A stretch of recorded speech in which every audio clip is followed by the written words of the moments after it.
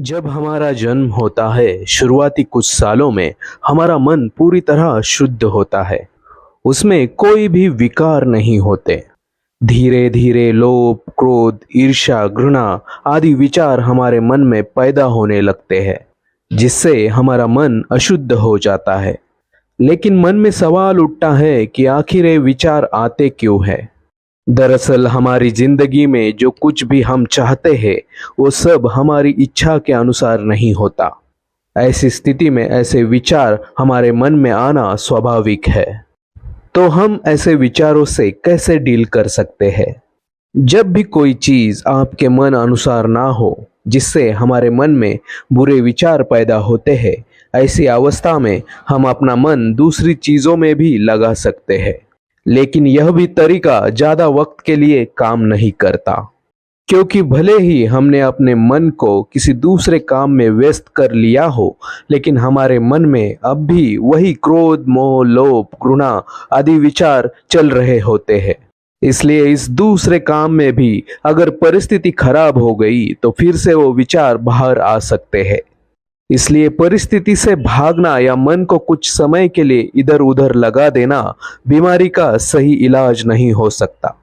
इसके लिए तो प्रभावशाली उपाय की ही जरूरत है।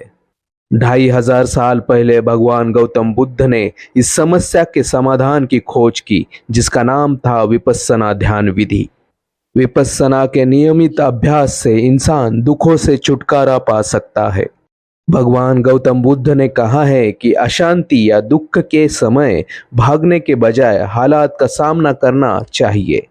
अगर आपके मन में काम या क्रोध पैदा हो तो उसे सजगता से देखना हमें सीखना होगा। जब हम गुस्सा होते हैं तो हमें यह नहीं पता होता कि इसका नुकसान हमें ही होगा। गुस्सा शांत हो जाने पर हमारा दिमाग ठीक से सोच पाता है और फिर हमें हमारे किए पे पछतावा होता है। अब सवाल उठता है कि जब ऐसे नेगेटिव विचार हमारे मन में आए तो उनके प्रति कैसे सजग रहे, उनका निरीक्षण कैसे करें। गौतम बुद्ध के अनुसार अगर किसी भी कारण मन में कोई भी नेगेटिव विचार पैदा होता है तो सांस लेने की नेचुरल गति में बदलाव आता है। इसी तरह पूरे शरीर में सूक्ष्म स्तर पर कुछ बदलाव होने लगते हैं।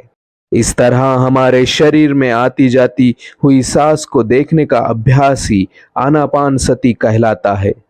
दूसरी तरफ शरीर के विभिन्न भागों में होने वाले सूक्ष्म बदलावों, साक्षी भावों को देखने के अभ्यास को ही विपस्सना कहते हैं।